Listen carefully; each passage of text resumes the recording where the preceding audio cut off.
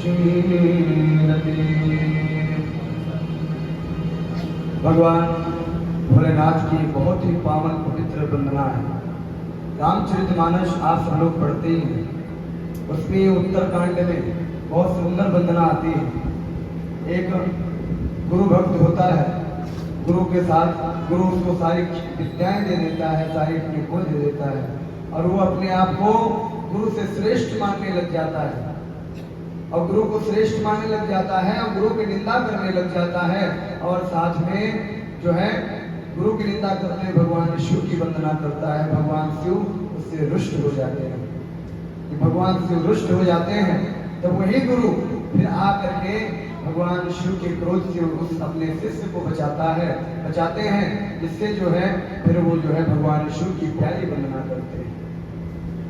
तो कल हम सब लोग इस दिव्य पावन पवित्र मधुर वेला में, पावन वेला में हम सब लोग शिव महापुराण का जो है प्रथम दिवस हमने श्रवण किया, जिसमें हमने भगवान शिव के जो है महात्म्य की कथा, जो इस स्कंद प्राणोक्त कथा है, उस कथा को हम श्रवण किए। उसमें जो श्रवण महात्म्य की कथा जो रह गई, तो हमारी कल जो कथा चल रही थी वो श्रवण विधि चल रही थी। चंचुला की कथा हमने श्रवण की, बिंदु चंचुला की, और साथ में जो देवराज नाम के ब्राह्मण थे उनकी भी कथा श्रवण की। उसके बाद हम श्रवण विधि चल रही थी, श्रवण हमें कैसे करना चाहिए, कैसे व्रत करना चाहिए, कैसे नियम होने चाहिए श्री शिव महापुराण कथा श्रवण करने के, उसमें चल रहे थे। तो कहा गया है श्रीमद् शिव पुराणस्य प्रत्यक्षं त्वं महेश्वरः श्रवणार्थं सुकृतोषोऽपि संतुष्टो भव मयि।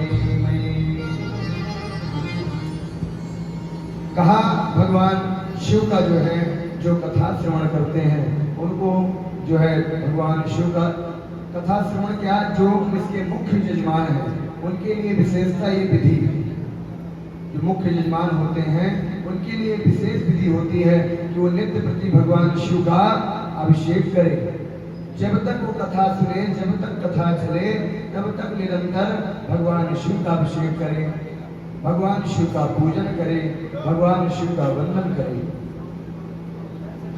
ऐसे करते हुए उनसे भगवान से प्रार्थना करें कि प्रभु मेरे ऊपर संतुष्ट होकर मेरे ऊपर अपनी कृपा दृष्टि करें, और मैं निर्भीकता पूर्वक कथा श्रवण कर सकूं। हे भगवान शिव, मैं आपकी शरण में हूँ, आपका किंकर हूँ, आप अपने चरणों में प्रेम प्रदान करें। ये शिव पुराण भगवान शिव का वांग्मय स्वरूप है, मैंने कल भी बताया था आपको। जैसे श्रीमद् भागवत महापुराण भगवान कृष्ण का वांग्मय रूप है, सेम उसी प्रकार भगवान शिव का ये जो है वांग्मय प्रतिमा है। श्री शिव महापुराण जो है भगवान शिव का वांग्मय प्रतिमा है। और क्या करना चाहिए श्रवण विधि में, देखो और क्या बताया गया पुराण में। व्यास रूप प्रधो प्रबोधाख्य शिवशास्त्र विशारदः एतत् कथा प्रशासेन मदज्ञानं विनाशनम्। 5 ब्राह्मणों का वर्णन करना चाहिए, 5 ब्राह्मणों का वर्णन करना चाहिए इसमें, और वर्णन करके वो 5 ब्राह्मण क्या करें, भगवान विष्णु का जो पंचाक्षर मंत्र है उसका जो है वो निरंतर उसका जप करते रहे बैठे। और कुछ बातें हैं जो पालन करने योग्य होती है। जब आप कथा के यजमान बनते हैं, कथा श्रवण करते हैं, उस समय उन दिनों में कहीं गरिष्ठ भोजन का सेवन नहीं करना चाहिए। गरिष्ठ मतलब कोई जला फूका हुआ भोजन हो, या बासी जो रात बिताया हुआ बासी भोजन रखा हो, उन सब चीजों का जो है सेवन नहीं करना चाहिए। और साथ में क्या नहीं करना चाहिए, देखो उसने बताया है कि तरबूज, चिड़चिड़ा, मूली, कुम्हड़ा, प्याज, नारियल की जड़ और कंद, इनका क्या कर देना चाहिए? त्याग कर देना चाहिए। ऐसे लिखा भी है, शिव पुराण में श्लोक भी आता है, पलांडुम लशुनम हिंगुम गज्जनम मादकम हितद वस्तुन्यानि संज्ञानी वर्जयेत्यः कथावृत्ति। जो कथावृत्त धारण करता है, जो यजमान होता है, जो कथावृत्त धारण करता है, उसके लिए क्या नहीं करना चाहिए? पलांडुम लसुनम, लहसुन का त्याग कर देना चाहिए, लहसुन उसको नहीं ग्रहण करना चाहिए। हींग नहीं खाना चाहिए, हींग नहीं खाना चाहिए। अग्रजनम मतलब गाजर नहीं खाना चाहिए। मादकम हितक, मादक वस्तु तथा अविष कही जाने वाली वस्तुओं का त्याग कर देना चाहिए। प्याज भी नहीं खाना चाहिए। और साथ में कहा गया कि जो रजस्वला स्त्री होती है उसका मुख तक भी नहीं देखना चाहिए। किसको?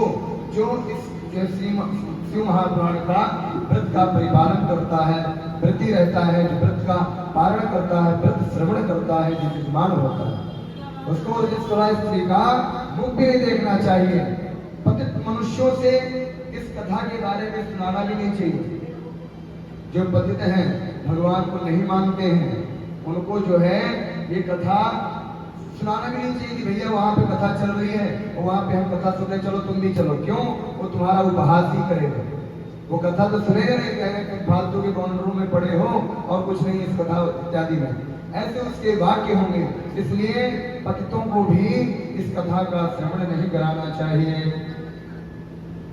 श्रवण से ब्राह्मणों से जो द्वेष रखते हों, ब्राह्मणों से जो बैर रखते हों, उनको भी इस कथा का श्रवण नहीं कराना चाहिए और इस कथा के बारे में नहीं बताना चाहिए।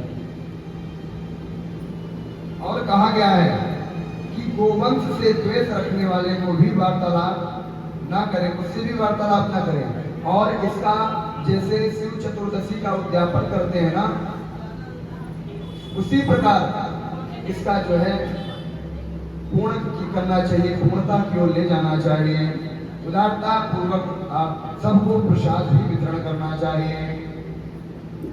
विश्वदस्य भवे श्रोता परे हनि विशेषतः, कहा गया है गीता वाचा शिवनौका रामचंद्रायामुने। जैसे भगवान रामचंद्र जी ने महेश शिव की का कही। भगवान राम बहुत शिव के अनन्य भक्त हैं और भगवान शिव श्री रामचंद्र जी के अनन्य भक्त हैं। जब भगवान राम लंका जा रहे थे, बीच में समुद्र पड़ा। जब समुद्र पड़ा तो सोचे कि जो है ये समुद्र को लंघन कैसे किया जाए। तो सब अपने अपने विचार रखे, सब अपने अपने विमर्श विचार रखे सबके सामने, भैया ऐसा कर लो, ऐसा कर लो। अनेक अनेक प्रकार के अपने मत के अनुसार सबने अपना विचार दिया। जब सबने अपना विचार दिया तो वहां पे जो है जामवंत इत्यादि वहां पे सब थे। उन्होंने कहा प्रभु एक काम करो। एक ने तो कहा महाराज ऐसा करो, बाण तानो और सीधे समुद्र को सुखा दो, रास्ता बन जाएगा, ऑटोमेटिक चलने के उस पार। तो उन्होंने कहा जामुन जी ने कि नहीं भैया ऐसा नहीं, देखो समुद्र जो है रत्नाकर है और हमें बहुत से रत्न इन्होंने दिए हैं, ऐसा इनका तिरस्कार तो नहीं करना चाहिए समुद्र महाराज का। आप एक बार पहले इनसे प्रार्थना करो, ये इनको प्रार्थना करो तो इतने उदार है कि आपको रास्ता दे देंगे। तो भगवान राम जी जो है क्या किए कि जो है उनसे प्रार्थना किए, विनती किए। तो 3 दिन बीत गए निरंतर प्रार्थना करते करते। तब भगवान को क्रोध आ गया। उन्होंने कहा नहीं नहीं ऐसे नहीं।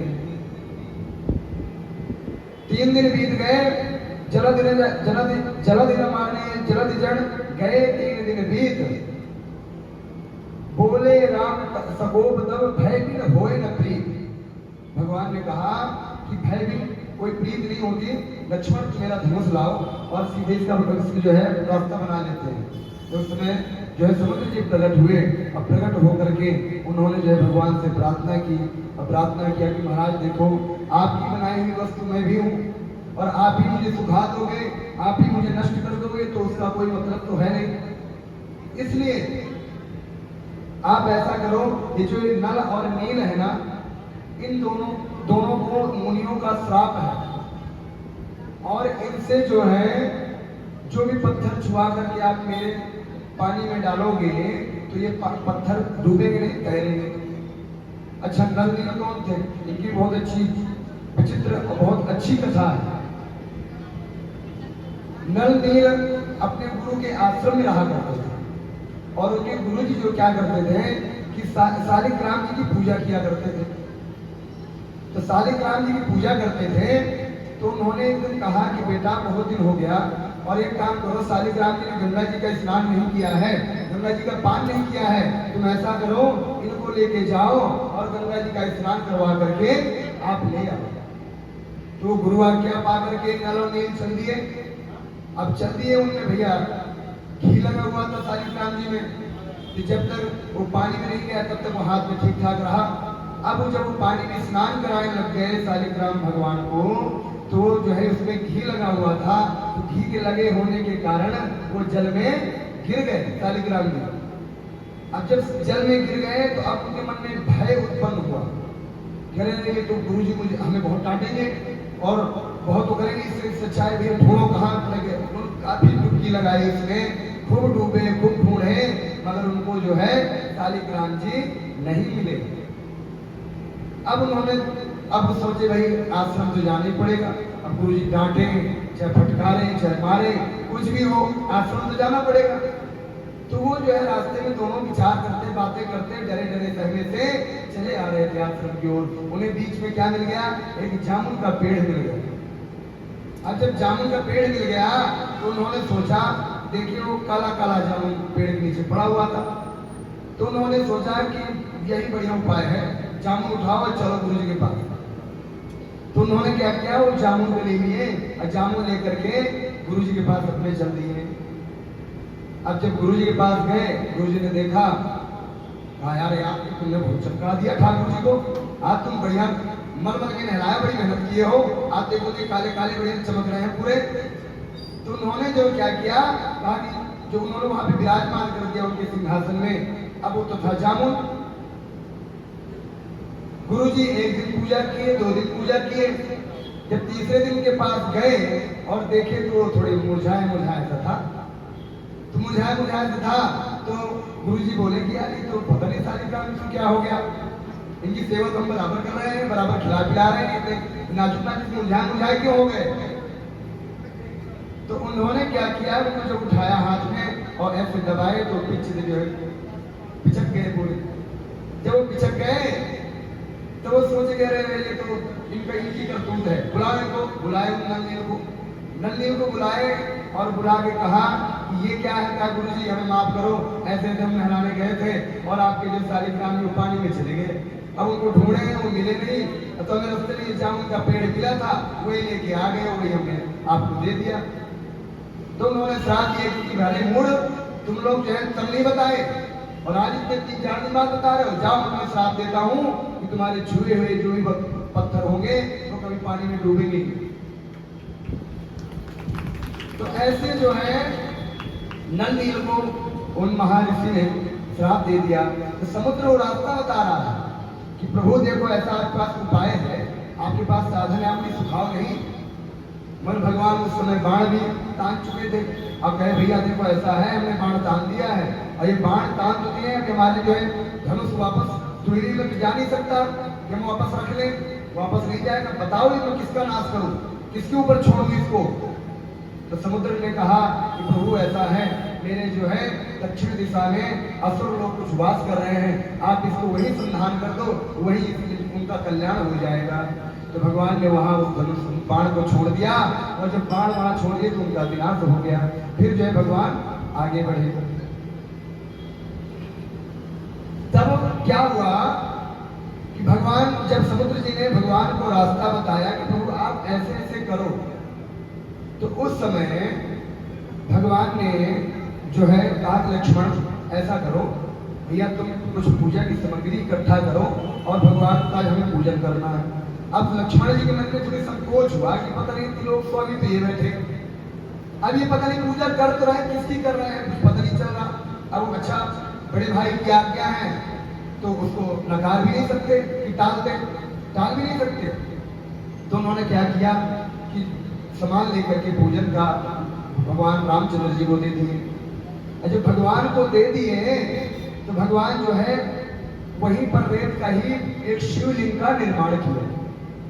जब वहीं पर शिवलिंग का निर्माण किया तो लक्ष्मण जी पूछे प्रभु ये कौन है, अब आप इनका निर्माण कर रहे हो। भाई आप लोग की, अब लक्ष्मण जी सराहा नहीं किया ना कि वो जानते हैं शेष अवतार है लक्ष्मण जी, उनको तो सब पता है कि भगवान राम कौन है, माता सीता कौन है, भगवान क्या कर रहे हैं, कौन सी लीला कर रहे हैं, सब पता है। जब उन्हें सब पता है तो उन्होंने कहा मुझसे रहा नहीं गया, उन्होंने भगवान से पूछ लिया कि प्रभु ऐसे बताओ, बहुत देर से मैं सोच रहा हूँ, और ये बताओ जो है मतलब आप पूजा किसकी कर रहे हो, त्रिलोकी स्वामी तो आप हो और आप किसकी पूजा कर रहे हो। तो भगवान बोले कि लक्ष्मण मुझसे भी ऊपर कोई है, मैं कौन है, कहा रामस्य ईश्वर सा रामेश्वर, कहा राम के जो ईश्वर है वो रामेश्वर यहाँ विराजमान, ये मुझसे भी ऊपर है। उस समय भगवान कैलाश पर्वत पर माँ पार्वती के साथ विराजमान थे, अपने गणों के साथ विराजमान थे, और उन्होंने मुस्कुराते हुए कहा हे प्रभु क्या आपकी उदारता है, जो बताओ अपने दास को स्वामी बना दिए, आप अपने दास को स्वामी बना दिए। उन्होंने पार्वती को देखते हुए कहा कि देखो पार्वती मेरे प्रभु की कितनी अच्छी लीला है, कितना अच्छा, देखो मुझे, मैं इनका सेवक हूँ, मुझे अपना स्वामी बता रहे हैं लक्ष्मण से। तो उन्होंने उसका अर्थ ही बदल दिया भगवान शिव ने और कहा कि राम ईश्वर सा रामेश्वर, राम जिसके ईश्वर है वो रामेश्वर है। ऐसे उन भगवान ने जो है लक्ष्मण जी को उपदेश दिया। तो भगवान शिव के अनन्य भक्त भगवान राम है, भगवान राम के अनन्य भक्त भगवान विष्णु के अनन्य भक्त भगवान कृष्ण के, भगवान के जितने भी अवतार हैं, भगवान नारायण के, हरि के विष्णु जो है भक्त जो है भगवान शिव है। तो यहाँ पर भगवान ने जो है शिव गीता का उद्बोधन दिया था भगवान ने। तो वही जो विरक्त होते हैं, जो ब्रह्मचारी होते हैं, इसके उपरांत जो ये शिव महापुराण कथा चल रही है, इसके उपरांत जो विरक्त होते हैं, महात्मा होते हैं, ब्रह्मचारी होते हैं, उनके लिए तो शिव गीता का पाठ करना चाहिए। और जो गृहस्थी है उनको क्या करना चाहिए, उनको बढ़िया सुंदर एक खीर बनाना चाहिए, और खीर में क्या डालना चाहिए, शहद डालना चाहिए, मधु डालना चाहिए, और डाल करके मीठी मीठी बढ़िया ब्राह्मणों को खिलाना चाहिए। उससे इसका उद्यापन होता है। जैसे चतुर्दशी का उद्यापन करते हैं, उस समय जो मासिक शिवरात्रि जो हम मनाते हैं उसका जो उद्यापन करते हैं, उसी प्रकार ये उसके लिए है जो अपने घरों में पाठ करते हैं, जो करते हैं, तो उनके लिए जो विरक्त होते हैं उनके लिए शिव गीता का पाठ होना चाहिए।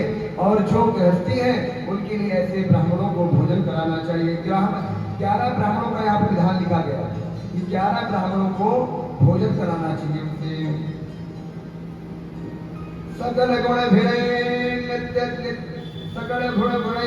नित्यम स्पष्ट रूपम जगत बहिरंतर भाषमाणं महिम्ना मनसि च बहिरस्त्वान्य मनोवृत्ति रूपम परम शिवमनंता नंद साध्रम प्रबद्धे।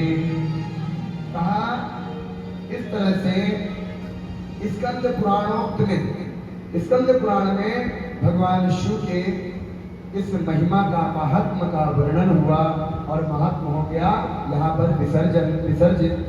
अब यहाँ पर विश्राम हो गया महात्मा का, और अब आगे अब प्रवेश कर रहे हैं। अभी तक क्या चल रहा था, महात्म्य चल रहा था भगवान का। कल से आज तक महात्म्य कथा शिव पुराण नहीं चालू हुई, अभी मात्र उनका महात्म्य चल रहा था, जो स्कंद पुराण में 7 अध्यायों में इस दिव्य शिव पुराण जो है उसका महात्मा का वर्णन हुआ।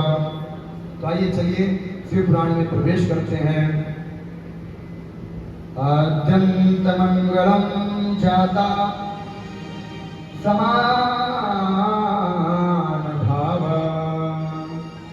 मार्यम तमीशमजरामरात्मदेवम् पंचाननं प्रबल पंच विनोदशीलं संभाववे मनसि संकरमं विकेशम् आद्यन्त मंगलमजात्यमसमान भावा आर्यं तमीशमजरामरमात्मदेवम् पंचाननं प्रबल पंच विनोदशीलं संभावये मनसि संकरमं विकेशम्। आइए सभी लोग प्रेम और आनंद के साथ कीर्तन करते हुए भगवान की इस दिव्य कथा में प्रवेश करें।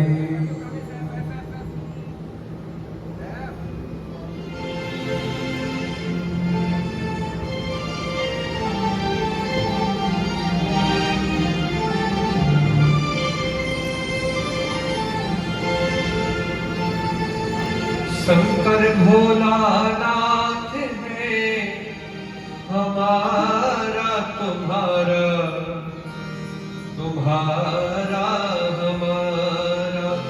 शंकर भोलानाथ है हमारा तुम्हारा तुम्हारा हमारा।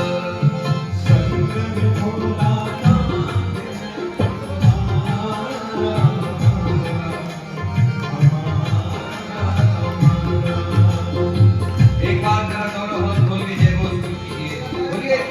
महादेव की जय हो।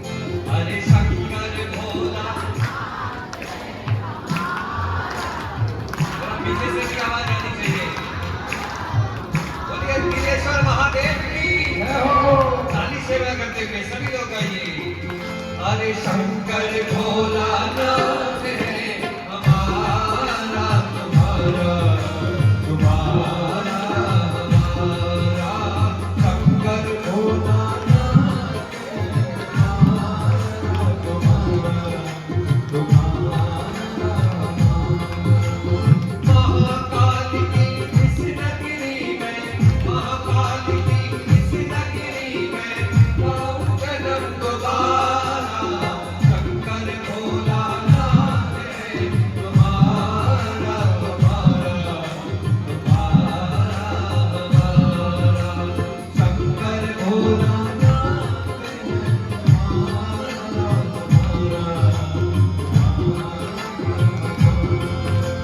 जय भोला भंडारी जय गौरात्र मुरारी जय भोला भंडारी जय गौरात्र मुरारी अरे रखियो लाज हमारी सब जग के हितकारी रखियो लाज हमारी सब जग के हितकारी भक्त जनों के पाँव पड़े तो भक्त जनों के पाँव पड़े तो वो उद्धारे हमारा शंकर भोलानाथ है हमारा तुम्हारा तुम्हारा हमारा शंकर भोलानाथ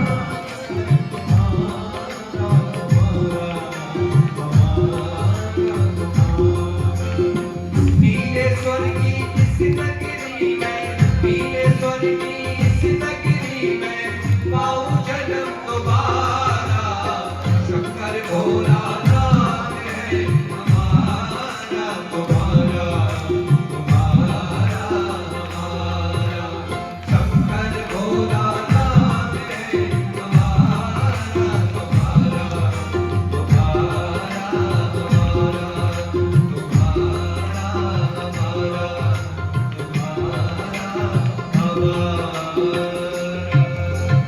बोलिए शंकर भगवान की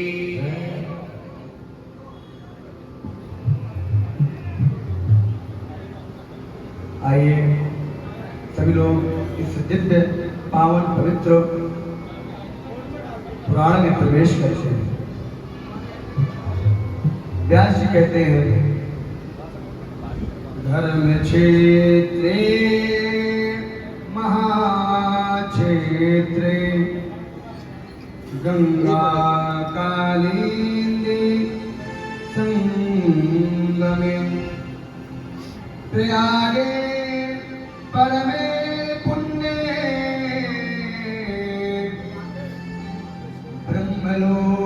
ब्रह्मलोकस्य वर्त्मनि कहा धर्म क्षेत्र महाक्षेत्र गंगा कालिंदी संगमे।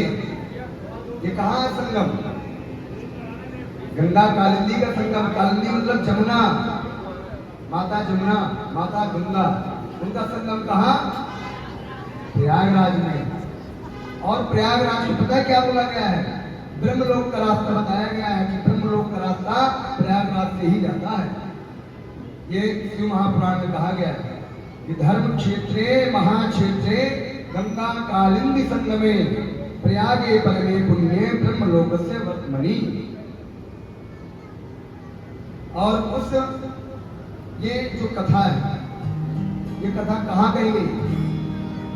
ये जो है भगवान ने वेद व्यास जी को कहाँ पे दिया? वो दिया वहां पे प्रयाग में। तो व्यास जी कह रहे हैं ना धर्म क्षेत्र महाक्षेत्र गंगा कालिंदी संगम में, तो व्यास जी कह रहे हैं सब।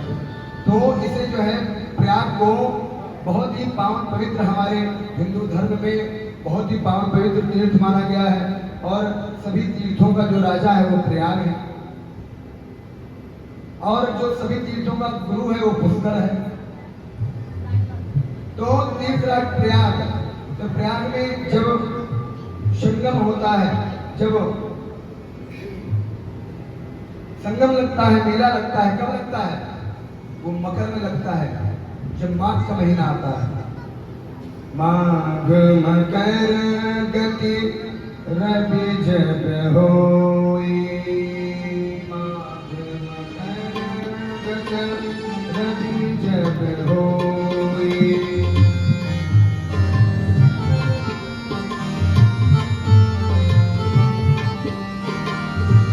माघ मकर गति रवि जब होई। माघे मकर गति रवि जब होई। तीरथ बतहि तो सब कोई, तीरथ बतहि आप सब कोई। श्री राम जय राम जय जय राम। श्री राम जय राम जय जय राम। श्री राम जय जय राम। जय सिया राम जय जय सिया राम।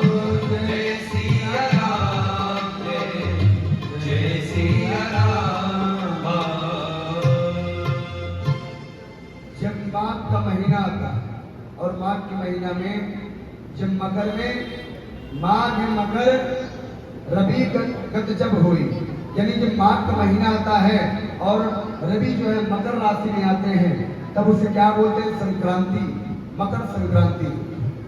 उस समय एक महीना, पूरा माघ का महीना प्रयागराज में जो है लोग बाग सब जो है श्री भक्तजन जो कल्पवास करते हैं, वो एक महीना वहां निरंतर वास करते हैं और वास करके वहां गंगा माँ यमुना और माँ सरस्वती का संगम का स्नान करते हैं। वहां सब महात्मा बैठ करके ज्ञान यज्ञ का आयोजन करते हैं, एक महीने का कल्पवास करते हैं। उस ज्ञान यज्ञ में ऋषि मुनि महात्मा का दर्शन करने की लालसा से भगवान व्यास जी के परम शिष्य श्री सूर्य जी महाराज वहां पधारते हैं। और जब सूर्य जी महाराज वहां पधारते हैं, तभी सब जो वहां जितने ऋषिगण होते हैं सब उठ के खड़े हो जाते हैं और खड़े होकर उनका सम्मान करते हैं और सम्मान करके उनको पुष्प इत्यादि धूप दीप इत्यादि से उनका पूजन करते हैं। और पूजन करने के बाद देखो, इनको सूर्य जी महाराज को रोमहर्षण भी कहा गया है। रोमहर्षण क्यों? वो रोमहर्षण ये जो है उग्रश्रवा के पुत्र हैं और सूत जी महाराज का, उनके पुत्र का नाम उग्रश्रवा। और सूत जी महाराज का कोई जन्म नहीं हुआ गर्भ से, किसी मातृ गर्भ से कभी कोई जन्म नहीं हुआ। जब यज्ञ करते हैं, यज्ञ में सूतक नाम का जो सूत होता है, उस सूत से जो है अग्नि से ही सूत जी महाराज प्रकट हुए और वहां से प्रकट होकर फिर उन्होंने जो है वेद व्यास जी के पास उनको गुरु बनाया और गुरु बना करके उनसे सारे जो है जितने पुराण थे, जितने धर्म थे, जितने शास्त्र थे, सब उन्होंने जो है वेद व्यास जी से श्रवण किया। भगवान व्यास के शिष्य हैं, ऐसे सूर्य जी महाराज का उन्होंने पूजन किया और कहा कि भगवान आप अपने गुरुदेव भगवान व्यास जी के संपूर्ण पुराणों की विद्या प्राप्त की है। जैसे समुद्र रत्नाकर है, वैसे ही आप इन पुराणों के, शास्त्रों के ज्ञाता है। आप इन शास्त्रों के, आप इन पुराणों के रत्नाकर हैं, यानी समुद्र हैं। आपके अंदर कितनी कथाएं और कितने पुराण शास्त्र, कितने आपको ज्ञान है, कितने आपके अंदर विराजमान है कि आपको ही खुद नहीं पता। ऐसे वो बोलते हैं और बोल करके उन्होंने कहा कि हे भगवान, आपके आगमन से हमारा यज्ञ सफल हो गया। ऋषि मुनि बोले सूर्य जी महाराज को, सार्थक हो गया भगवान, हम आपके मुखारबिंद से पहले की कथा सुन चुके हैं। भाई पहले आप हर वर्ष आते हो एक महीने के लिए, जब मकर संक्रांति माघ का महीना आता है उस समय सूर्य जी महाराज वहां जो है निरंतर पहुंचते हैं। और आज भी प्रयागराज में एक महीना जितना माघ का महीना होता है, उस महीना में वहां निरंतर भगवान के जो है कथा पुराण इत्यादि के व्याख्यान होते ही रहते हैं। तो कहा कि प्रभु देखो आप तो हर बार आते रहे हो और हर बार आकर के हमें कुछ न कुछ सिखाए हो, सुनाए हो, बताए हो, मगर इस बार हमें जो है आप एक ऐसी दिव्य कथा कहो, क्योंकि अभी कलयुगी आदमी है, कलयुगी मनुष्य होने वाले हैं, कलयुग आने वाला है आगे चल के, और जो कलयुगी मनुष्य होंगे, जैसे सतयुग में, त्रेता में और द्वापर में तो फिर भी आधा आधा हो गया था, सतयुग त्रेता ले लो, दो युग, उनमें तो जो है जैसे पाप करने से लोग डरते थे, भगते थे कि पाप ना हो जाए, कहीं पाप ना हो जाए हमसे, वैसे ही अब ये कलयुग में जब कलयुग आने वाला है ना, वैसे लोग जो है पुण्य से भागेंगे कि कहीं हमारे हाथ से ऐसा कोई काम ना बन जाए, ऐसा कोई काम ना हो जाए जो पुण्य कार्य हो जाए। तो कहा महाराज, प्राप्त कलयुगे घोरे नरा पुण्य विवर्जिता, नर जो है पुण्य से विवर्जित हो जाएगा। प्राप्त कलयुगे घोरे नरा पुण्य विवर्जिता, दुराचारता सर्वे सत्यवाता परामुखा। हाँ भैया, सत्य भाषण से भी दूर भागेंगे, ऐसे कलयुगी होंगे, कलयुग के आदमी होंगे, तो सत्य भाषण से भी दूर भागेंगे, ऐसे कलयुग होगा। अच्छा, एक बहुत अच्छा प्रसंग इसमें याद आया। एक बार क्या हुआ, एक व्यक्ति था और वो व्यक्ति जो है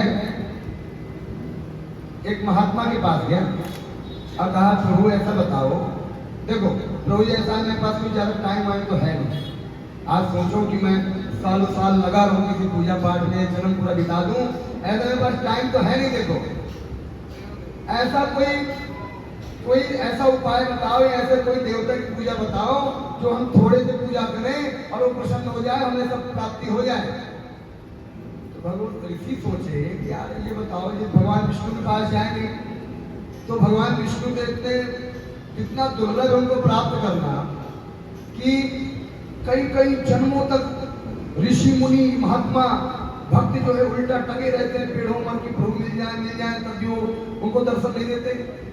और इसको चाहिए जल्दी, अब जल्दी चाहिए तो अब कहाँ से ऐसा जो है मतलब भगवान के देवता बताएंगे तुरंत उसे प्राप्त कर ले और उनको मिल जाए। अब उन्होंने सोचा कि यार चलो विष्णु भगवान छोड़ते नहीं, उसकी पूजा नहीं कर पाएगा, छोड़ो। बोले कि भगवान शिव की बात भेजते, तो सोचे यार कहीं ऐसा ना हो कि भगवान शिव ध्यान लगाए बैठे हों और ये तपस्या ही करता रहे, क्योंकि भगवान शिव की जो ध्यान मुद्रा में जब जाते हैं ना वो, तो उन्हें अपने आप की सुध नहीं रहती और वो हजारों सालों तक जो है ध्यान में भगवान शिव मग्न रहते हैं।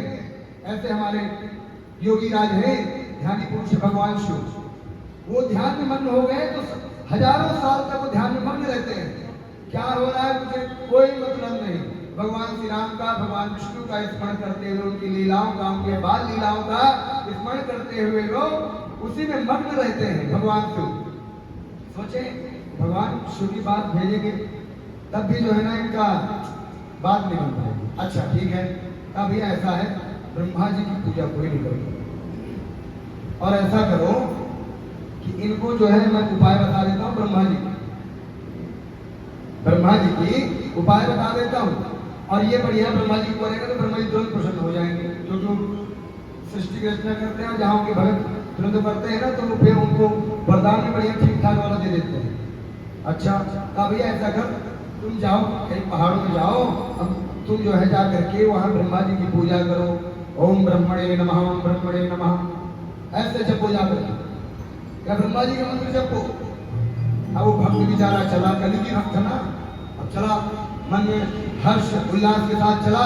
अरे इन्होंने कहा महात्मा, जो कहा गया है कि जब महात्मा कह दे और ब्राह्मण कह दे तो जो भगवान का मिलना संभव हो जाता है, तो उनके बताए हुए मार्ग में जब हम चलेंगे तो स्वाभाविक रूप से भगवान के दर्शन हो जाएंगे। तो उन्होंने क्या किया कि मन में हर्षित हुए, प्रफुल्लित होकर के वो जो है चल दिए पहाड़ की ओर। अब गए हिमालय राज की चोटी में चढ़ गए। अब महाराज चढ़ गए वहां पे, और चढ़ने के बाद वो जो है बैठ गए ध्यान मुद्रा में। ध्यान मुद्रा में बैठ करके 6 महीने तक लगातार उन्होंने जो है ब्रह्मा जी की पूजा की वहां पे हिमालय के ऊपर चढ़ कर। अब ब्रह्मा जी सोचे कि यार बताओ कलयुग भी मेरे भक्त हैं। अब वो प्रसन्न हो गए ब्रह्मा जी। अब ब्रह्मा जी प्रसन्न हो गए और आ करके जो है वो कहे बस आंखें खोलो तुम्हारे सामने हम प्रकट हो गए। तो जानबूझ के और आगे ना बोले पता कहे भाई छलिया भी बहुत होते हैं, कहीं तपस्या भंग कर दे, कहने नहीं मैं करूंगा।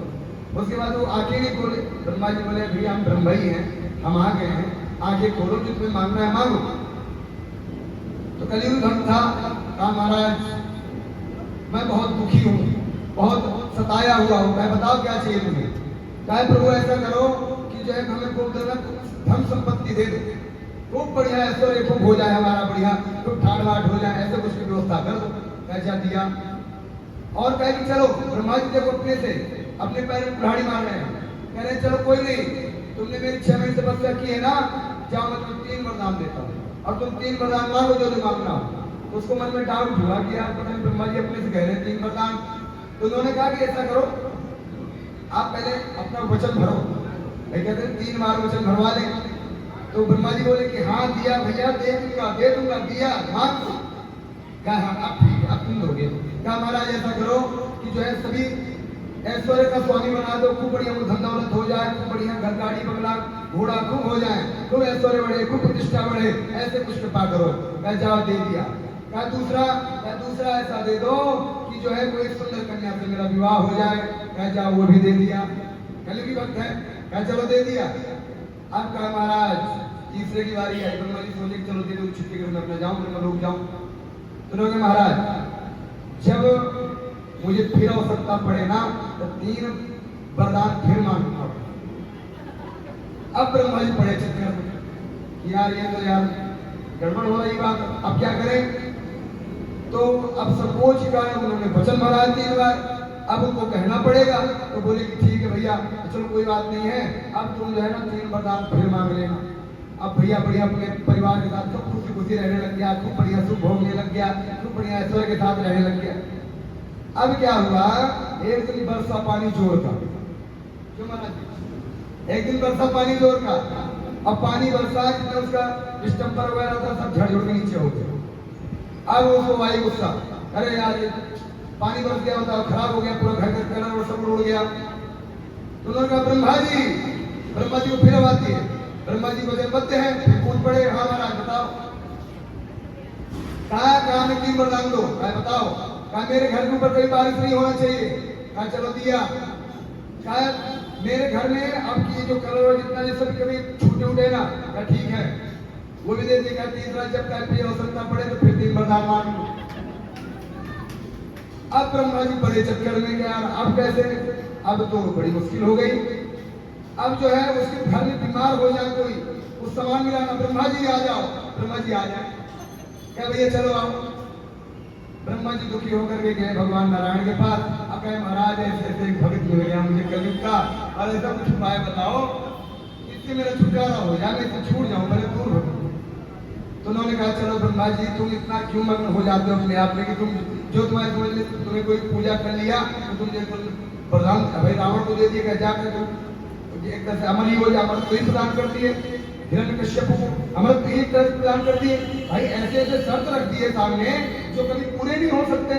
मगर नारायण असंभव को भी संभव बना देते हैं, वही परमात्मा है, वही परमेश्वर है जो इस धर्म के लिए, अपने इस प्रजा के लिए, अपने इस नर के लिए नारायण जो है उनकी हर तरह से, चाहे उनको नया एक मास क्यों न बनाना पड़े, पुरुषोत्तम मास, अधिक मास भगवान नारायण ने तो बनाया था ना, हिरण्यकश्यप को मारने के लिए बनाया था ना, तो उनको चाहे अलग से बनाना क्यों न पड़े। तो मगर भक्त का मान करते देखा, अपना मान भले ही टल जाए उनको स्वयं स्वीकार है, वो हर रूप से अपने भक्त की रक्षा करते हैं।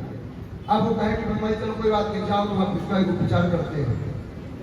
अब ब्रह्मा जी ने सरस्वती मैया को आदेश दिया कि इसकी जीवन बैठो जाकर। अब वो जो है आए ब्रह्मा जी, उन्होंने कहा ब्रह्मा जी आए, कहा महाराज पहला वरदान मुझे दो। कहा क्या?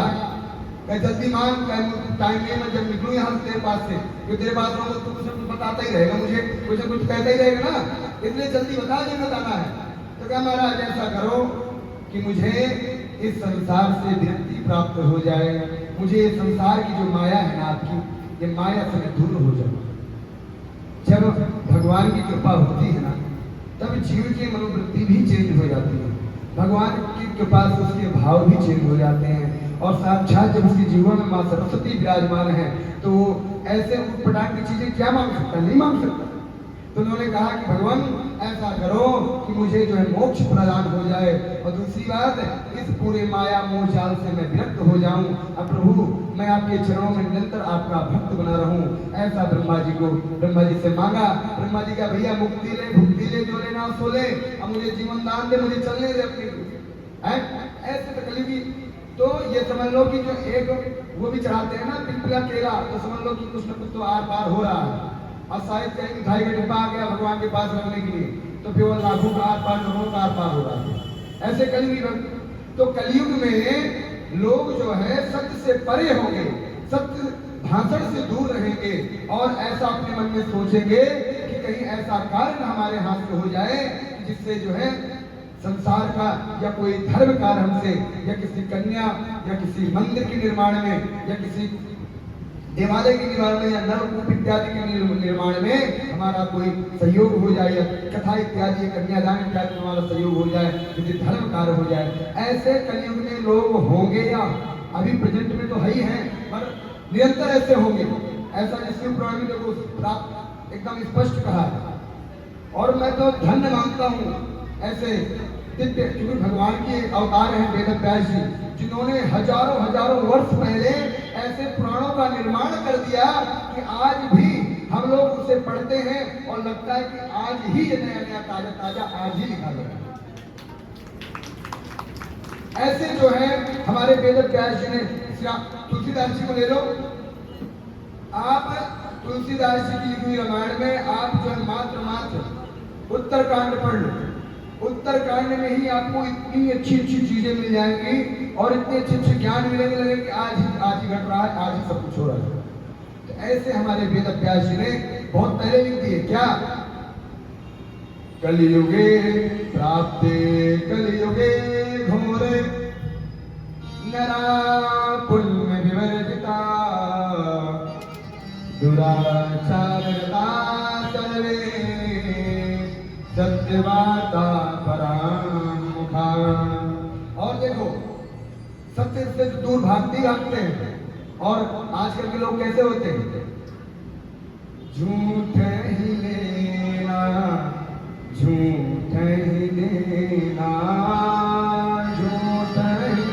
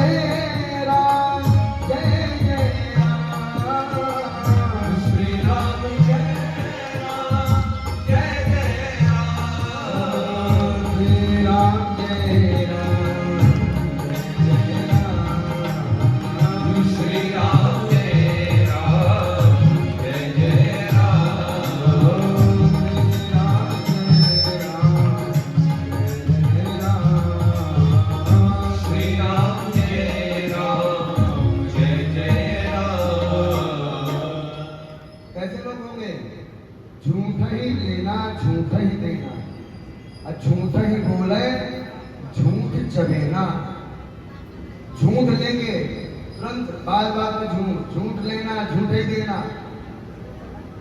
ऐसे कलयुगी होंगे, कलयुगी मनुष्य होंगे। ऐसे जो है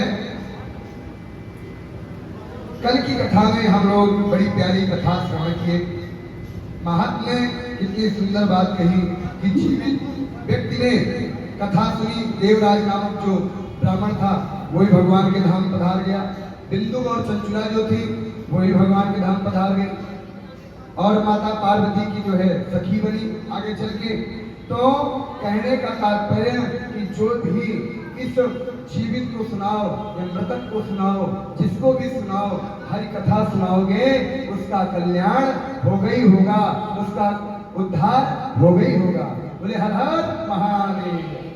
तो ऐसे हमारे महादेव हैं, ऐसे हमारे महादेव की एक कथा है कि जो भी इसको श्रवण करता है, जो भी इसको मनन करता है, भगवान उसका उद्धार कर देता है, भगवान उसको इस भव रूपी संसार सागर से पार लगा देता है। एतच्चु पुराणं हि श्लोकं श्लोकार्थमेव च यः पठेत् भक्ति संयुक्तं सा पापान् विमुच्यते क्षणात्। और इस महापुराण की पता है क्या विशेषता है? कहा एतत् शिव पुराणो ही, इस शिव पुराण को एक श्लोक पढ़ो, एक श्लोक ना पढ़ सको उसका आधा पढ़ो, आधा भी ना पढ़ सको, देखो मैंने क्या श्लोक कह रहे हैं शिव पुराण के कि आधा भी ना पढ़ो तो चौथाई हिस्सा ही पढ़ लो, तब भी उसका कल्याण हो ही जाएगा। ऐसे हमारे महादेव की दिव्य पावन पवित्र कथा है कि कोई एक श्लोक के लिए टाइम पाए तो एक श्लोक पढ़े, ना हो एक श्लोक के लिए समय तो वो जो है आधा पढ़ ले, आधा भी ना पढ़े तो चौथाई तो पढ़ ले, उसमें भी उसका उद्धार हो जाना है। जो आलस्य युक्त, और सुनो, जो आलस्य युक्त हो करके जो इस शिव महापुराण का पारायण करता है, मतलब एकदम चैतन्य मूर्ति में बैठ कर, एकदम स्फूर्ति से बैठ करके जो भगवान का स्मरण करता है और इस शिव महापुराण का पारायण करता है, पाठ करता है, ज्यादा नहीं आधा घंटा ही करता है, वो जान लो कि उसमें कोई संशय ही नहीं है कि भगवान की उसको परम गति ना प्राप्त हो, उसको प्राप्त होना ही होना है। ऐसे दिव्य महापुराण हैं, ऐसे दिव्य कथाएं हैं भगवान की। इस दिव्य कथा का और बताया गया, कहा जो इस कथा में जो जजमान बनते हैं, जो इस कथा का, इस पुराण का जो पूजन करता है, उसे अश्वमेध इत्यादि यज्ञों का फल भी प्राप्त होता है। अश्वमेध इत्यादि यज्ञों का फल प्राप्त हो जाता है। तो ये बहुत बड़भागी है कि जो है जो, और वैसे भी हमारे इस महापुराण में नित्य प्रति एक नए यजमान आते हैं कि जितने हो सके सबका उद्धार हो, सब इस ज्ञान गंगा में अपनी डुबकी लगा सके, गोता लगा सके, और अपने साथ साथ अपने परिजनों का और अपने पितृगणों का ही उद्धार हो सके। कहा गया है कि पितरः प्रीतिमात्पन्नो प्रियन्ते देवतामतः। पितृ जब ऐसे देखते हैं अपने संतानों को ऐसे धर्म कार्य करते हुए, तो उनके मन में बहुत एक प्रसन्नता उत्पन्न होती है और भगवान से प्रार्थना करते हैं, प्रभु मेरी संतति को खूब बढ़ाना। जो पितृ होते हैं ना, जो पितृलोक में जो बैठे होते हैं आपके पितृ, वो भगवान से प्रार्थना करते हैं और कहते हैं कि प्रभु पितरः प्रीतिमात्पन्नो प्रियन्ते देवतामतः, कि प्रभु आप जो है हमारे वंश को, हमारे कुल को, हमारी संस्कृति को खूब बढ़ाओ। देखो कितना बढ़िया धर्म कार्य कर रहे हैं, कितना बढ़िया आनंद आ रहा है। ऐसे वो जो है भगवान से और मनाते हैं, करते हैं। तो जब आप ऐसे धर्म कार्य करते हो और धर्म कार्य करते हो तो जो है आपके पितृ लोग देख करके बड़े प्रसन्न होते हैं, बहुत आनंदित होते हैं। वैसे भी इस कथा के श्री बाबा महाकाल ही, बाबा नीलेश्वर महादेव ही इसके कर्ता धर्ता है। ये कथा न कोई व्यक्ति विशेष करा रहा, और ये कथा न कोई कमेटी करा रही, न ये कथा कोई व्यक्ति करा रहा। ये नीलेश्वर महादेव सेवा समिति की के तत्वाधान में ये कथा का प्रयोजन हो रहा है, आयोजन हो रहा है। और इसकी देख रेख में हमारे माननीय श्री पूर्व सांसद प्रेम कुमार चौधरी जी, माननीय श्री अरविंद दीक्षित जी जो मंदिर के संरक्षक हैं, और माननीय श्री जयप्रकाश शर्मा जी, इन सबके माननीय श्री मुकेश मित्तल जी जो नित्य प्रति आप भंडारा पान करते हो, जितनी सारी व्यवस्था, बहुत ज्यादा से ज्यादा उनका सहयोग, उनका भी इस कथा में भगवान भोलेनाथ की कृपा से। तो ऐसे दिव्य महाभूतियों के संरक्षण में बाबा की सेवा ये लोग कर रहे हैं, और बाबा की कृपा से, बाबा के आशीर्वाद से, उनकी भगवान श्री नीलेश्वर महादेव सेवा समिति के तत्वाधान में ये दिव्य महापुराण का आप सब लोग आनंद और प्रेम के साथ श्रवण कर रहे हैं। और प्रयास यही रहेगा कि हर वर्ष ये कथा का आयोजन ऐसे ही निरंतर होता रहे, और आप सब लोग जो कभी इस मंदिर में आज तक कभी भगवान के इस दरबार में, कभी जो है भगवान राधा कृष्ण के दरबार में साक्षात लक्ष्मी नारायण हमारे मध्यस्थ विराजमान हैं, सभी देवताओं के समक्षण में ऐसा ये कार्य पहली बार हुआ, और भगवान भोलेनाथ नीलेश्वर महादेव की कृपा से हर वर्ष ऐसे ही ये कार्य होता रहेगा। और बाबा उनको खूब शक्ति दे, हमारे समिति के जो संरक्षक हैं सभी लोगों को खूब शक्ति दे, खूब आनंदित हो, और ऐसे ही वो हर वर्ष आप सब लोगों को शिव महापुराण कथा का आयोजन होता रहे, और आप सब लोग ऐसी कथा श्रवण कर सके, ऐसे उनके ऊपर खूब बाबा की कृपा बनी रहे, ये कामना भावना के साथ एक छोटा सा भजन, फिर आगे कथा फिर प्रारंभ है।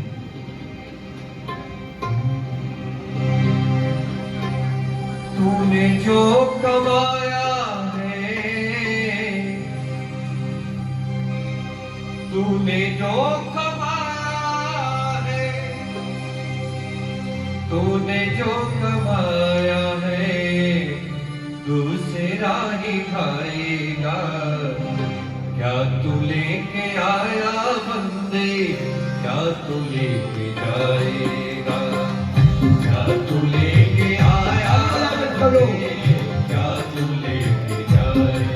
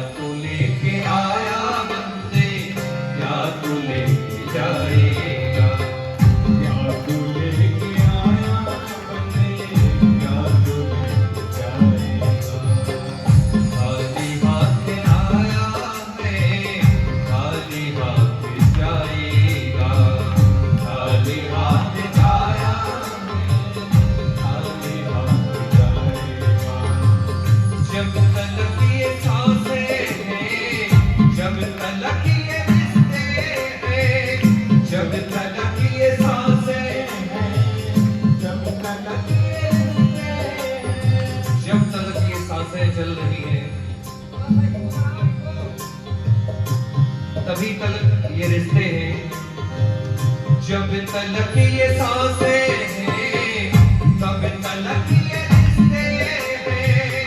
जब तलक ये सांसें हैं, तब तलक ये रिश्ते हैं। जब तलक ये सांसें हैं, तब तलक ये रिश्ते हैं। बात मरने के तेरे सांस जिस घड़ी छूटी, रिश्ता टूट जाएगा। सांस जिस घड़ी छूटी, रिश्ता टूट जाएगा। तूने जो कमाया है, तूने जो कमाया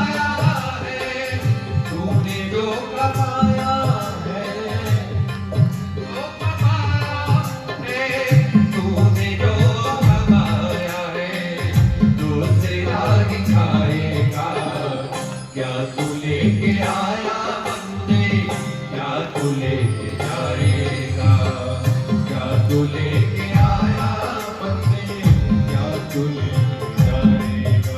आओ उसकी ताली सेवा करते हुए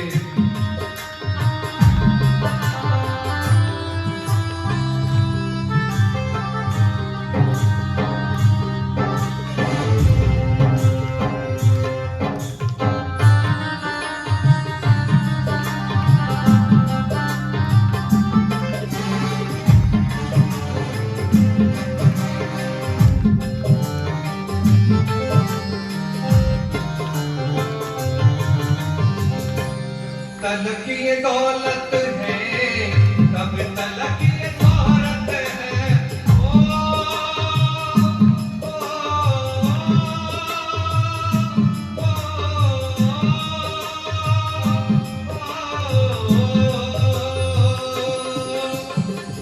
जब तलक ये दौलत है, तब तलक ये शोहरत है। जब तलक ये दौलत है, तब तलक ये शोहरत है। जब तलक ये दौलत है, तब तलक ये शोहरत है।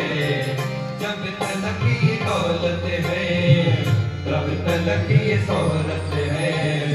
बाद मरने के तेरा, बाद मरने के तेरा सब यही छूट जाएगा।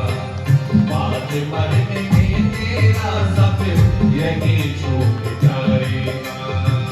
तूने जो कमाया है, तूने जो कमाया है, तूने जो कमाया है, तूने जो कमाया है, तूने जो कमाया है, दूसरा ही खाएगा।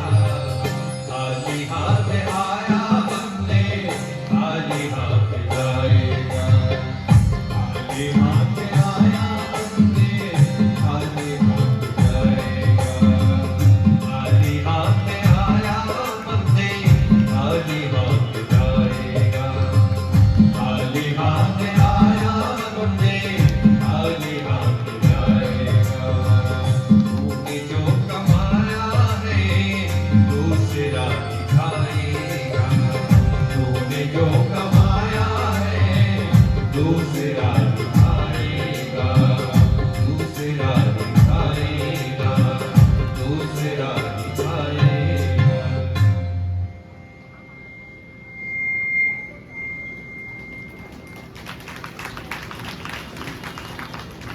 देखिए कितनी अच्छी बात। खाली हाथ आया बंदे, खाली ही हाथ जाएगा। इस संसार में खाली हाथ ही आता है और खाली हाथ ही जाता है, और जाता है साथ में। ऐसा नहीं खाली हाथ नहीं जाता कोई। जाते क्या हैं? कर्म जाते हैं, पुण्य जाते हैं। खाली हाथ तो आता है, ये तो पक्की बात है, मगर आपके पाप पुण्य आपके साथ जरूर जाते हैं। सब लोग और थोड़ी भाई और इधर बैठा लो, इसको आप लोग कर दो।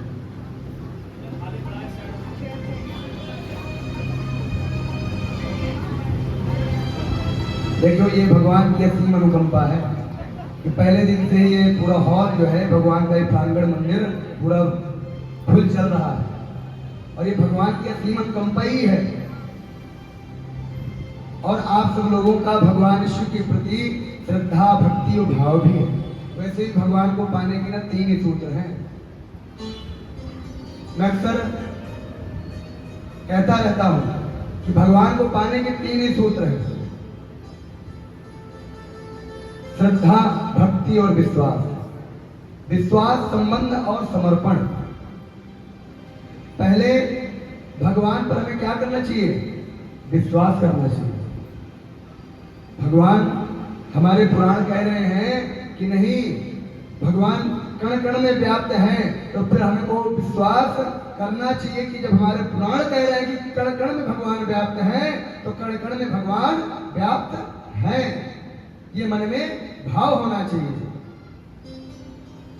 और जब आपके अंदर ये भाव उत्पन्न हो जाएंगे, तब भगवान से कोई ना कोई संबंध,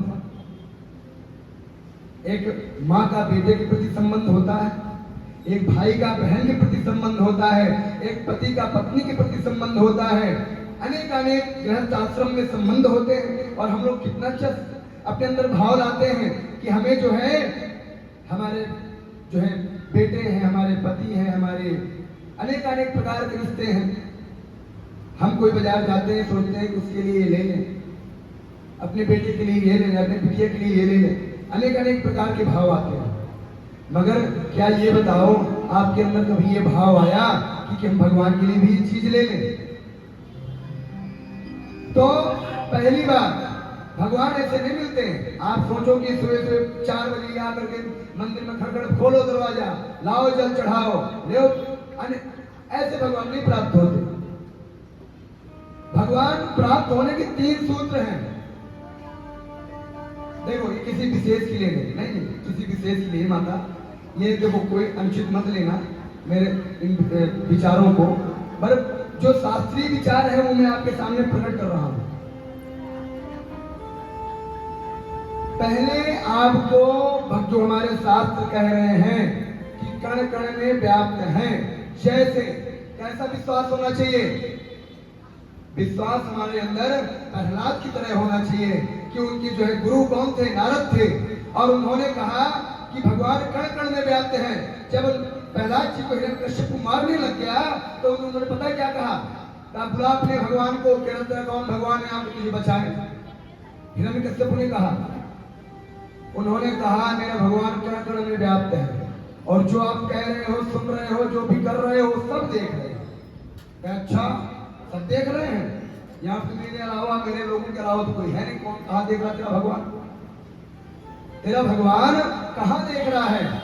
हिरण्यकश्यप ने प्रहलाद जी से कहा, पर देखो वहां पर प्रहलाद जी की जो विश्वास देखिए और भगवान के प्रति समर्पण देखिए, संबंध देखिए प्रहलाद जी का।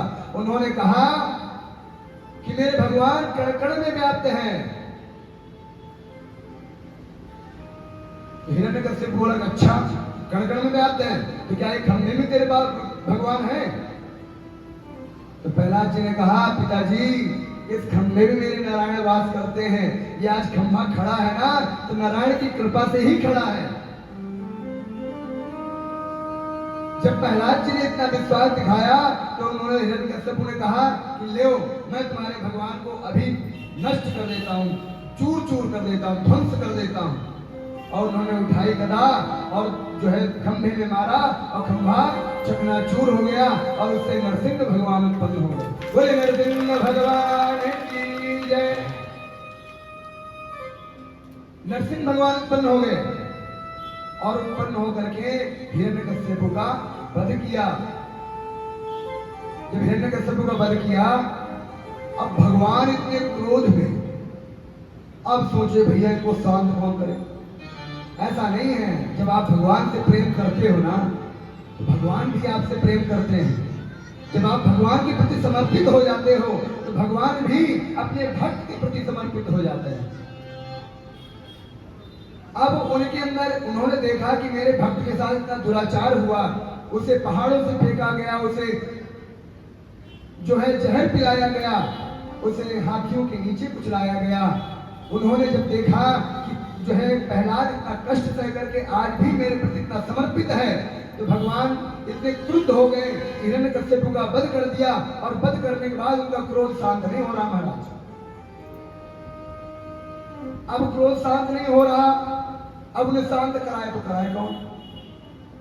अब सोचे देवता, सोचे भैया गड़बड़ बात, जो हम वहां गए तो क्या पता हम लपेटे में आ जाए,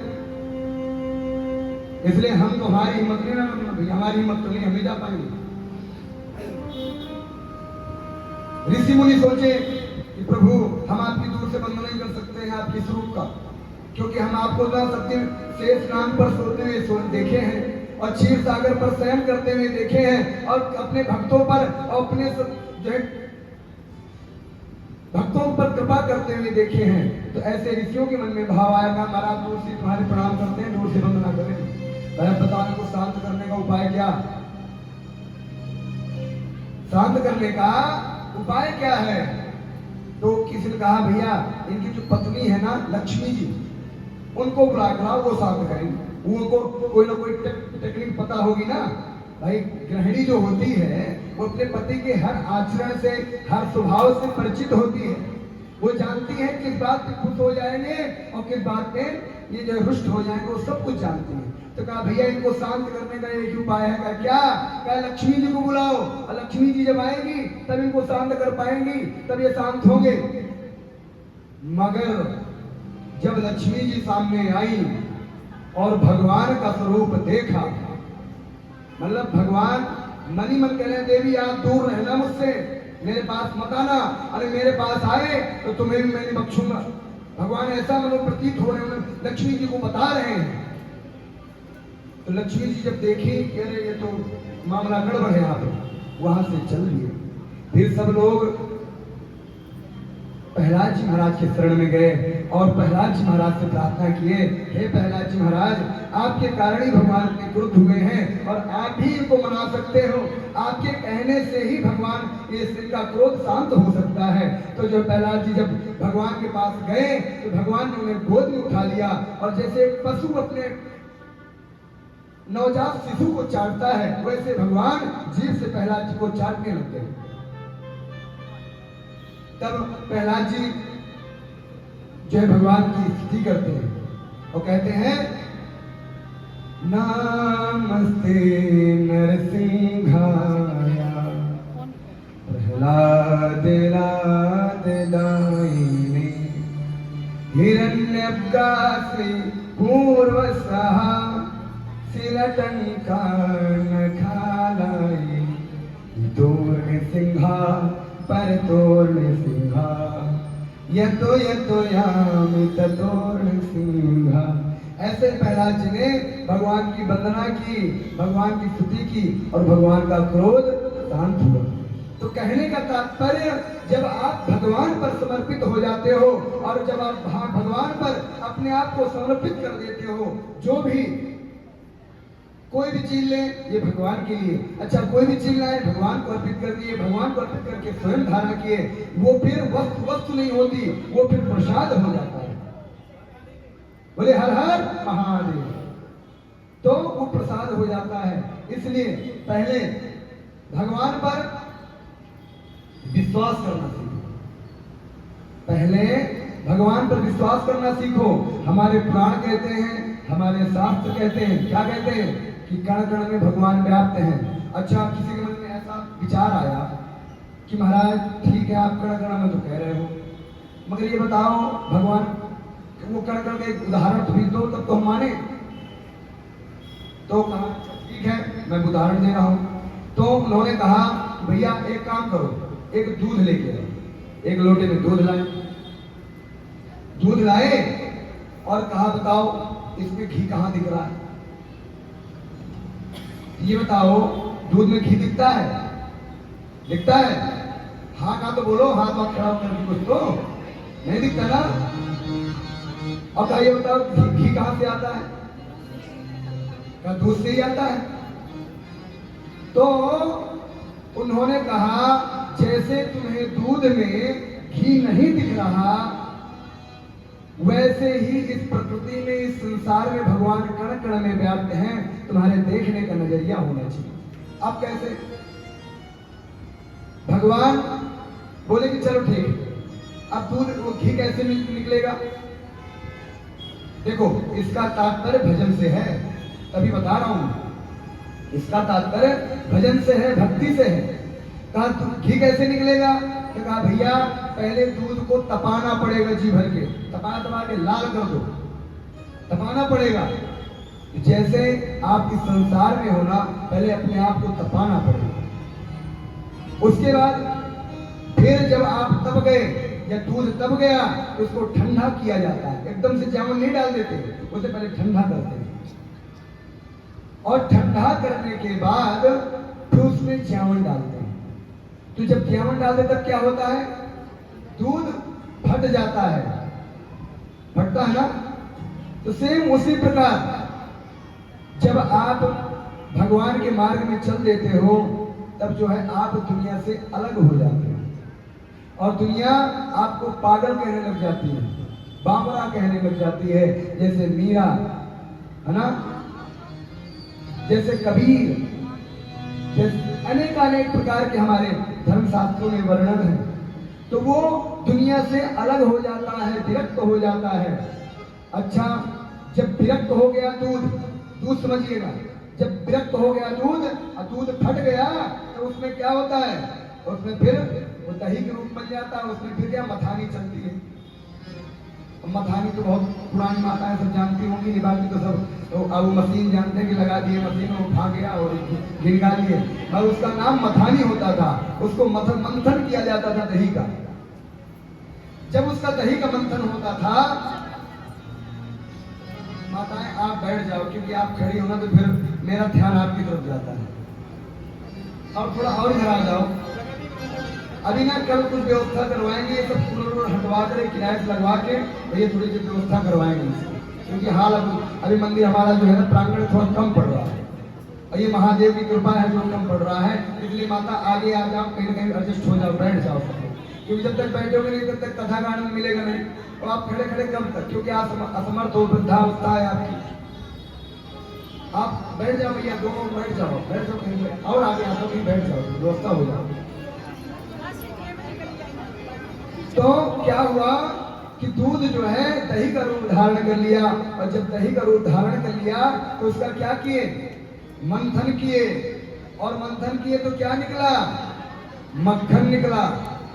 अभी भी तो घी नहीं निकला, अभी तुम जोत नहीं जला पाओगी, अभी घी नहीं निकला, मक्खन निकला। अब जब मक्खन निकला, वैसे ही जब आप संसार से विरक्त हो जाते हो, तब आप जब अकेलेपन में बैठते हो, तब आप जो क्या करते हो, मनन करते हो, आप क्या करते हो, चिंतन करते हो। उससे क्या होता है, सुंदर सुंदर विचार निकल के आते हैं बाहर, और भगवान के प्रति भाव निकल के आते हैं बाहर। किसकी तरह, मक्खन की तरह। फिर उस मक्खन को देखो, अभी घी नहीं निकला, उस मक्खन को हल्की आंच में, एकदम नहीं एकदम बहुत तेज स्टोव चला दिया, उसी में रख दिया, वो जल गया ना, उसे धीमी धीमी आंच में पकाया जाता है। और जब आपके अंदर सुंदर सुंदर भाव विचार आने लग जाते हैं ना, उस समय ज्यादा आपको फिर परिश्रम तब करने की आवश्यकता नहीं है। ये भाव यहाँ ये उत्पन्न होता है कि जैसे मक्खन को धीमी आंच में पका करके उसे घी का स्वरूप दिया जाता है, सेम उसी प्रकार थोड़े थोड़े जो है तपस्या करके, थोड़ी प्रयत्न करके, थोड़ा प्रयास करके आप भगवान को प्राप्त कर सकते हो। बोले वृंदावन बिहारी लाल की जय, बोले नीलेश्वर महादेव की जय। तो क्या हुआ, भगवान के प्रति पहले विश्वास रहा, किसकी तरह, प्रहलाद की तरह। उसके बाद भगवान पर समर्पित हो गया, संबंध बनाओ भगवान से। अब जब कोई संबंध बनाते हो, बहुत सी माताएं हमारी हैं जो भगवान को बालक के रूप में मानती हैं, कोई भगवान को भाई के रूप में मानती हैं।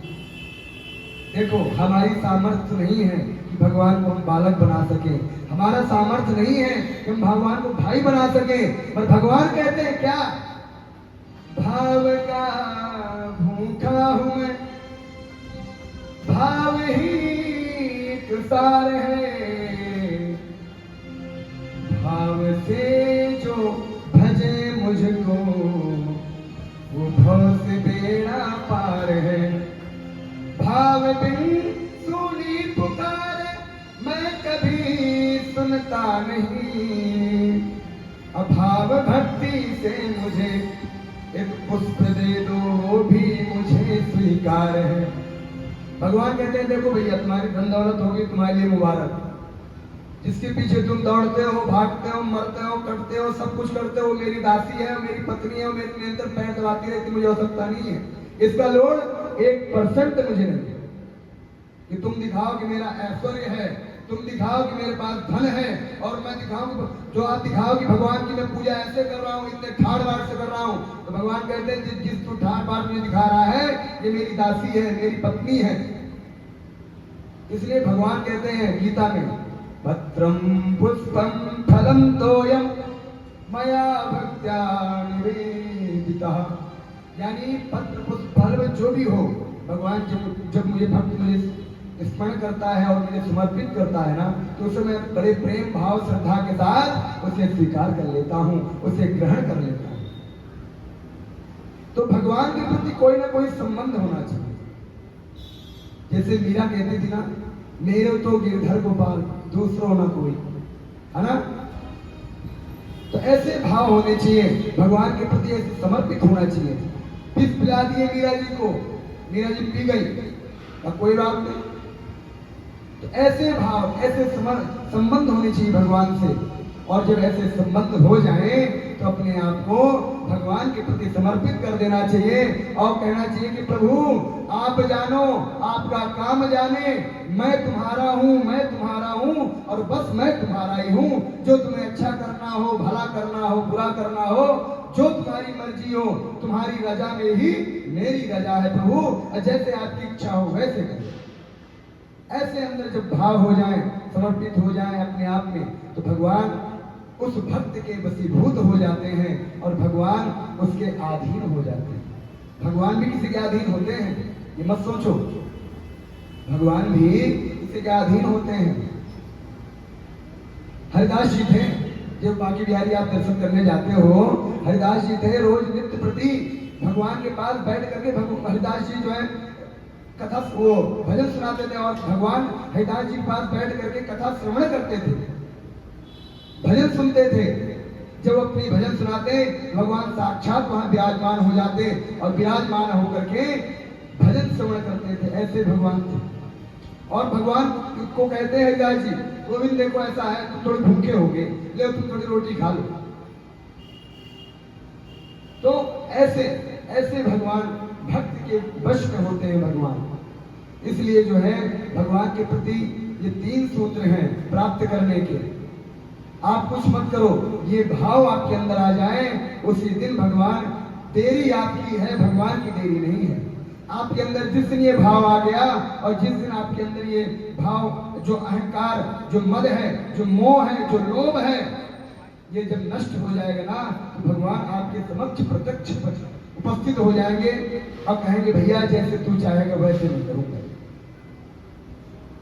गोपियां भगवान को छछिया पर छाछ में नाच नचाती थी भगवान को, कहते गोविंद तुम जो है नाच दिखाओ, तुम एक गिलास में छाछ पिलाऊंगी। भगवान को गोपियां कहती थी कि गोविंद तुम नाच दिखाओ मुझे, और नाच दिखाओगे ना तो मैं तुम्हें जो है छाछ पिलाऊंगी। और भगवान छछिया पर छाछ पे नाचते थे और गोपियां उनको छाछ पिलाती थी, भगवान नाचते थे। ऐसे भाव, ऐसे धन्य हो ब्रजवासी, जहां भगवान साक्षात उनके दास बन करके कहा कि मेरे प्राण प्रिय हैं, मेरे हृदय कौन है, कहा ब्रजवासी है। ऐसे भगवान, तो भगवान के प्रति पहले आप समर्पित हो, भगवान के प्रति आपके भाव होने चाहिए, भगवान के प्रति आपके अंदर श्रद्धा होनी चाहिए, विश्वास होना चाहिए, संबंध होना चाहिए। तभी भगवान अपने भक्त के वश में आकर के उसके करुण पुकार को, उसके दुख दर्द को, उसके पास कोई दुख दर्द आता ही नहीं, भगवान उसको पहले ही हरण कर लेते हैं और उसको अपने ऊपर ले लेते हैं और उसके ऊपर कभी आँच ही नहीं आने लगती। बोले भक्त वत्सल भगवान की जय। तो ऐसे हमारे महादेव हैं। महादेव के इस दिव्य महापुराण में कोई भी एक श्लोक पढ़ लो, एक न पढ़ सके तो आधा ही पढ़ ले, आधा न समय हो तो भैया उसका भी आधा पढ़ ले, उसमें भी उसका कल्याण हो जाए। और इसमें मैं आपको कल भी बताया था कि 12 संहिता। और देखो यहाँ पे सूत जी महाराज कहते हैं, सोनकाली 88,000 ऋषियों से कहते हैं, महाराज ये जो शिव पुराण है ना, इसकी महिमा संपूर्ण महिमा कौन जानता है? क्या संपूर्ण महिमा मात्र एक ही है जो महादेव जानते हैं। इसकी संपूर्ण महिमा एक ही है, कौन? महादेव जानते हैं। और क्या उसका आधा वेद व्यास जी जानते हैं। सोचो कितनी बड़ी इसकी महिमा है, कितनी बड़ी इसकी महिमा है कि इसकी पूरी महिमा जो है भगवान शिव जानते हैं, उसका आधा वेद व्यास जी जानते हैं और उसका आधा का है मैं जानता हूँ। मैं मतलब सूत जी कहते हैं मैं जानता हूँ, इसका उसका आधा मैं जानता हूँ। मैं मेरे गुरुदेव जो है वो भी आधा जानते हैं, उसका आधा मैं जानता हूँ। इतनी बड़ी अपार महिमा। कैलास संहितायास्तु माहात्म्यं वेद शंकरः कृष्णं तदर्थं व्यासश्च कृष्णं तदर्थं व्यासश्च। आधा कौन जानते हैं? व्यास जी जानते हैं। तदर्थं वेदव्याहं द्विजा, यानी उसका आधा मैं जानता हूँ। तो मैंने ऐसा कोई पाप नहीं देखा जो रुद्र संहिता के। अच्छा, इसके और भी विधान पाठ करेंगे आप। श्री भैरव जी की मूर्ति के पास मौन व्रत धारण करके 3 दिन तक रुद्र संहिता का पाठ करें तो संपूर्ण मनोकामनाओं की पूर्ति होती है। कहाँ लिखा है? शिव पुराण में लिखा है। इसे कभी करके अजमा के देख लो, पक्की बात है। भगवान भैरव बाबा के सामने 3 दिन तक जो है मौन धारण करके जो रुद्र संहिता का पाठ करता है उसके सभी प्रकार की मनोकामनाओं की पूर्ति हो जाती है। एक विशेष बात सूत जी कहते हैं महाराज, जो रुद्र संहिता के पाठ से मैंने ऐसा कोई पाप नहीं देखा जो रुद्र संहिता के पाठ से वह नष्ट न हो जाए। इतनी बड़ी महिमा है। शिवालय में पाठ करना, बिलपत्र में पाठ करना, बिलपत्र यानी जो वन होता है उसके नीचे पाठ करना विशेष महात्म्य है। इसमें 12 संहिताएं, 12 संहिताएं हैं। जिसमें पहले विद्येश्वर संहिता है, विद्येश्वर, जिसमें 10,000 श्लोक हैं। रुद्र संहिता, विनायक संहिता, उमा संहिता, मातृ संहिता, ये प्रत्येक के 8-8 हजार श्लोक हैं। अभी चाहे एक कैलकुलेटर निकाल लो और इसको जोड़ो, देना 1 लाख श्लोक होंगे पूरे। 8-8 हजार श्लोक हैं। एकादश रुद्र संहिता में 13,000 श्लोक हैं। कैलाश संहिता में 6,000 श्लोक हैं। रुद्र शतरुद्र संहिता में 3,000 श्लोक हैं। कोट रुद्र संहिता में 9,000, सहस्त्र कोट रुद्र संहिता में 11,000, वायवी संहिता में 4,000, धर्म संहिता में 12,000। इस प्रकार से 12 संहिता में श्लोक संख्या जोड़ने पर 1 लाख हो जाती है। जोड़ लिए?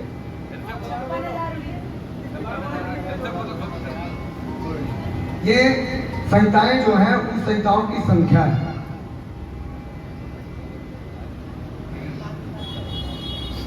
ओम शैवं पुराण तिलकं खलु सत्पुराणं वेदांति वेद सत्परवस्तु गीतम् यो वै पठेच्च शृणुयात् परमादरेण शम्भुप्रियः भवेत् परमां गतिं वै।